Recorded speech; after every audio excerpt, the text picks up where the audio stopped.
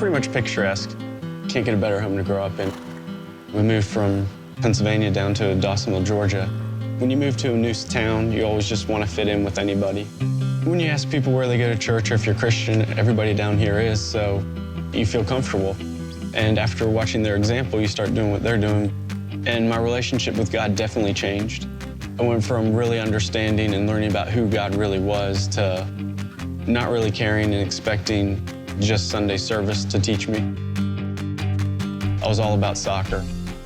Everything I did revolved around the sport. I'd play basketball just to be prepared and train for soccer. I was asked to go to Argentina for a month to train with one of the professional teams. And at that age, I could guarantee you I was going pro in soccer. And I was running cross country and wrestling. On your toes, bring them in a little. Stay tight, crunch. I started getting pretty decent at wrestling. So I got to the team regional match. And it was the last match of my season. I knew all I had to do was make it through, and I'd get back on the soccer field. And the guy did an illegal takedown, and my head hit the basketball court. Ended up having a seizure right there. It wasn't until about a week later, a guy on the wrestling team ended up hitting me in the back of the head, and I had another seizure. It was one of the scariest things I've ever seen. It wasn't until about 4 seizures later I actually had one from my dad. He called my mom, and he's like, Chris has epilepsy. The only thing I could think of was, I can't play soccer anymore. I mean, I was starting to have seizures about 7 to 10 times a week, and their lasting anywhere between 5 and 30 minutes. I felt like my friends were scared to hang out with me.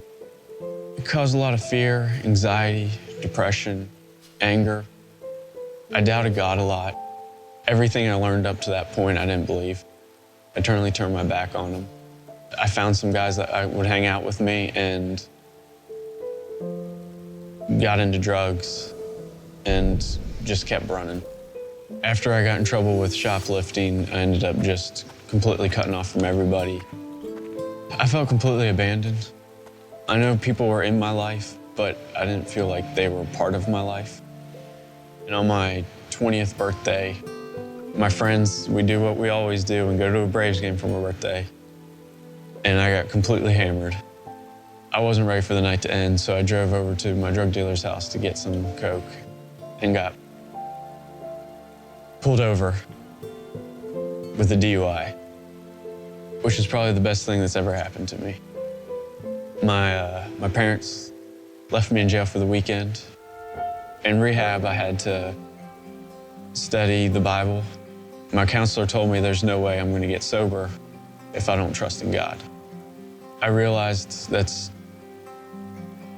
real life. I have to stop blaming epilepsy and blaming others for my problems. I was just going for a run, and the sun was starting to set as I crested over a hill.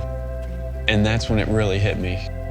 Everything that I've been taught since I was born, and everything I've been studying in rehab about God is true. And that was the first time I truly believed in God. That's really what started helping me cope with all my past issues. When I finally truly met God, I was able to just cast everything aside and just give it to Him. And He'd give me peace. Every time I go run, I'd pray. People talk about the magnificence of Him. Whenever you see a sunset and you get hit with it and you truly appreciate it, you can actually feel Him. I have no idea where He wants me to go with my life, even now. But now I have confidence that I can just trust in Him and He'll take care of me.